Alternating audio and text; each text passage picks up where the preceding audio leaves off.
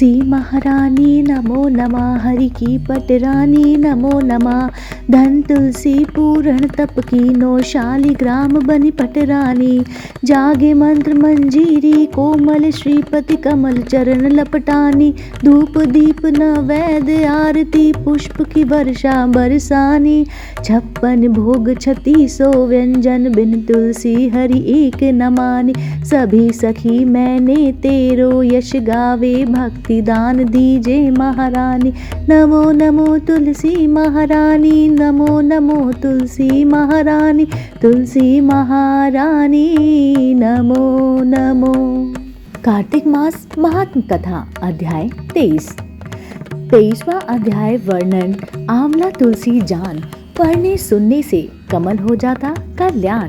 नारद जी बोले, हे राजन, यही कारण है कि कार्तिक मास के व्रत उद्यापन में तुलसी की जड़ में भगवान विष्णु की पूजा की जाती है।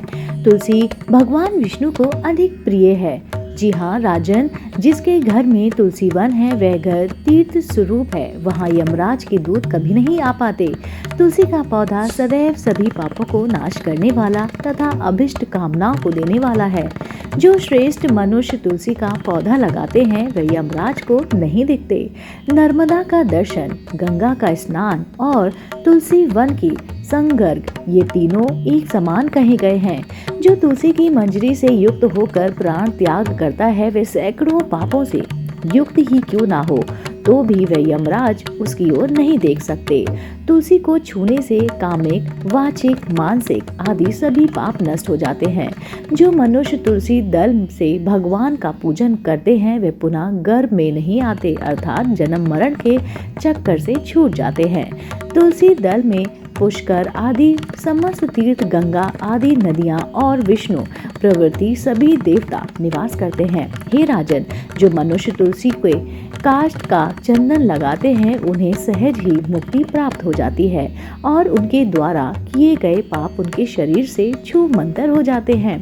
जहाँ तुलसी के पौधे की छाया होती है वहीं पितरों की तृप्ति के लिए श्राद्ध करना चाहिए। इसके मुख में, कान में और मस्तक पर तुलसी का पत्ता दिखाई देता है, उसके ऊपर यमराज कभी भी दृष्टि नहीं डाल सकते। दूतों की तो बात ही क्या।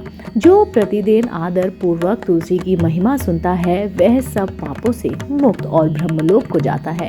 इसी प्रकार आंवले का महान वृक्ष सभी पापों को नाश करने वाला होता है। आंवले का वृक्ष भगवान विष्णु को काफी प्रिय है। इसके श्रवण मात्र से ही मनुष्य गोदान का फल प्राप्त करता है। जो मनुष्य कार्तिक में आंवले के वन में भगवान विष्णु की पूजा तथा आंवले की छाया में भोजन करता है उसके भी पाप नष्ट हो जाते हैं। आंवले की छाया में मनुष्य जो भी पुण्य करता है वह कोटि गुना बढ़ जाता है। जो मनुष्य आंवले की छाया के नीचे कार्तिक में ब्राह्मण दंपति को एक बार भी भोजन देकर स्वयं भोजन करता है वह अन्न दोष से मुक्त हो जाता है। लक्ष्मी प्राप्ति की इच्छा रखने वाला मनुष्य को सदैव आंवले से स्नान करना चाहिए।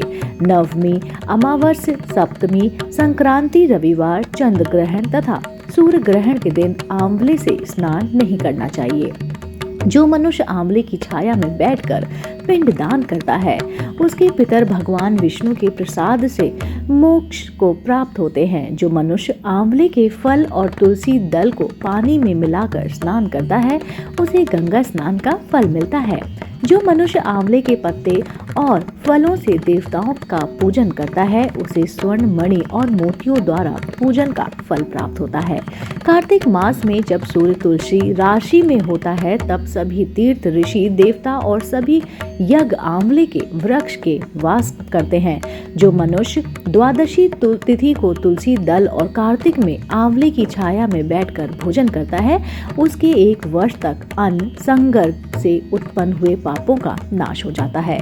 जो मनुष्य कार्तिक में आंवले की जड़ में विष्णु जी का पूजन करता है उसे श्री विष्णु क्षेत्रों के पूजन का फल प्राप्त होता है। आंवले और तुलसी की महात्म का वर्णन करने से श्री ब्रह्मा जी भी समर्थ नहीं है, इसलिए धात्री और तुलसी जी की जन्म कथा सुनने से मनुष्य अपने वंश सहित भक्ति को पाता है। दोस्तों, इसी के साथ कार्तिक मास महात्म कथा का 23वां अध्याय यहीं पर समाप्त होता है। अगला अध्याय सुनने के लिए आप मेरे चैनल आध्यात्मिक कहानी से जुड़े रहिए। इसको जुड़ने के लिए आपको क्या करना है, आपको मेरे चैनल आध्यात्मिक कहानियों को शेयर करना है, लाइक करना है और सब्सक्राइब करना बिल्कुल नहीं भूलना है। और ये बेल आइकन तो ज़रूर प्रेस करना है जिससे मेरे द्वारा अपलोड की गई वीडियो आप तक सबसे पहले पहुँचे। मैं फिर से मिलती हूँ। आप देख रहे थे आपका अपना पसंदीदा YouTube चैनल आध्यात्मिक कहानियाँ।